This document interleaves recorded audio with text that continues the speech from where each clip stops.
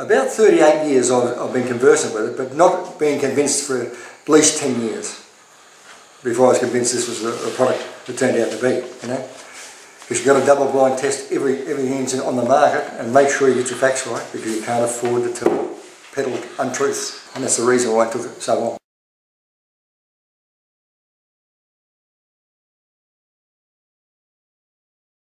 It was created by using treadmill testing on athletes and putting it together the best possible way we could. We did about 8 particular different runs.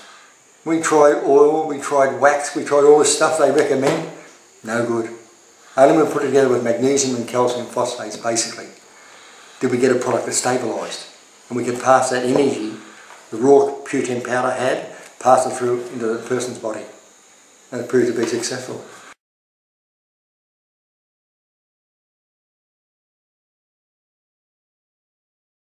On the world market, there's roughly 20 grades of Q10 from many countries.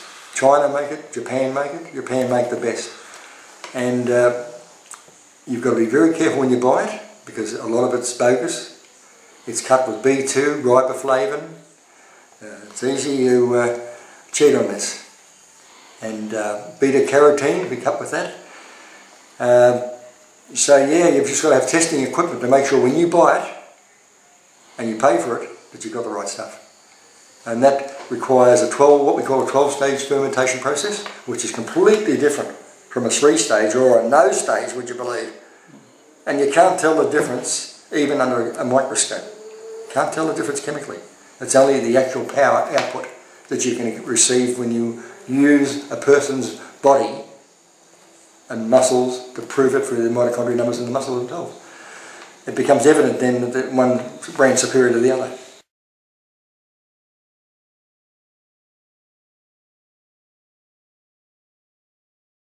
Q10 is imported in the country by importers, which sometimes they don't know what they're importing, and then it's passed on to the laboratory. They don't care what they buy.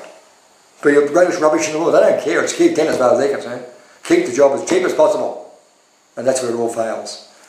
Contact is lost between these two parties, and of course sports medicine is lost between the laboratories that produce it. So there's no middle ground for everybody to get onto. They're all just interested in their own segments of science, and that becomes a problem. We had 3 groups all together.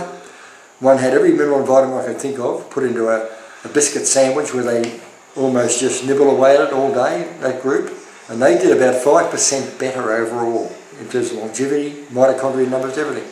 But the group that had none of that, just had the same diet, they all had the same diet, and the group that had the Q10, they did 13 times better, which, not 13%, 13 times better in terms of tissue protection with the Q10. So that's what's pointing in this direction of this being a superior product to everything else on the market. There is no doubt in my mind today, after all that testing, that in my own case, the aging process has slowed dramatically. I'm just so thankful it's there. It's just, what a bonus. That's all I say, yeah, what a bonus.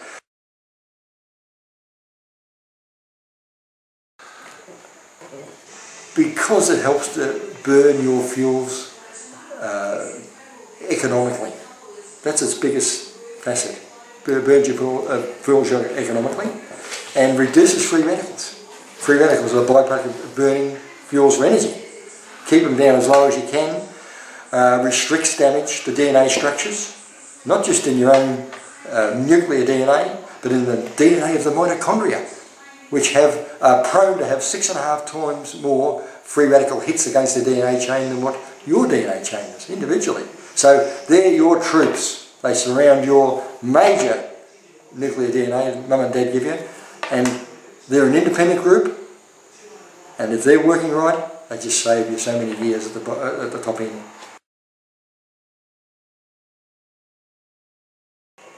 Very minor ones.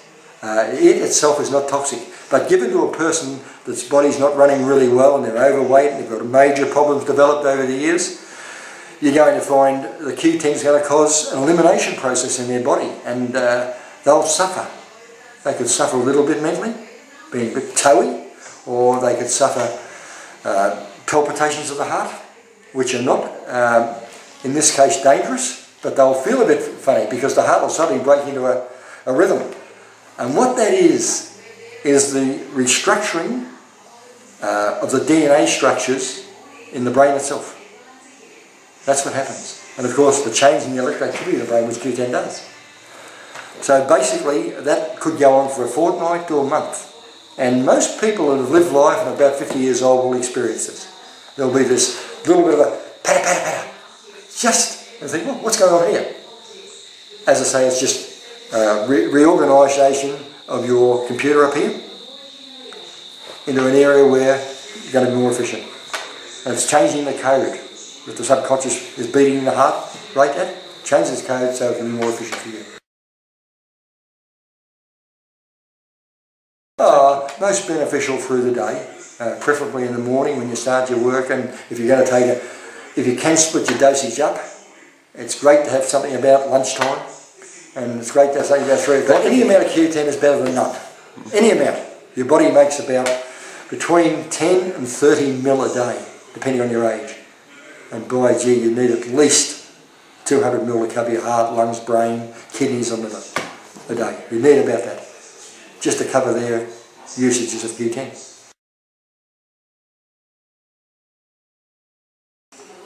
It gives you an aerobic base of heart rate, work rate comparisons that you can relate to. So if any improvement is noticeable, it's going to come up in these tests, consistently and slowly, but it is going to come up. You will see no matter what human being it is. You don't have to worry about absorbing Q10, it absorbs itself automatically, because it's on demand. If you find you need a part of your body, it goes straight to that part of your body, just like any electrical activity would. Comes about, it's made in big concrete vats. They seed it with a particular type of algae. There's only about 4 types you can use out of 22,000 types of algae, so it's pretty hard to find out exactly what they use. But you can. They then throw a yeast virus on top of the algae at certain levels of fermentation, and this creates another cycle of fermentation. And all together, they take it out, they transport it to another vat, and they do another stage of fermentation. The really good stuff. So there's 12 stages of that. So it's a very, very complicated bit of, I suppose, what would you call it, science. So yeah, but it's a great product when you get it. So that's how they basically make it. So you find the main constituent is from seawater, the virus of yeast virus type, and of course on top of that your sunlight. So it just accumulates electrons of hydrogen and pass them through your body. And that's like the currency of the universe as well as the currency of our bodies. The more hydrogen we have, the better off we are. And the more we can use oxygen, which long term means more efficiency.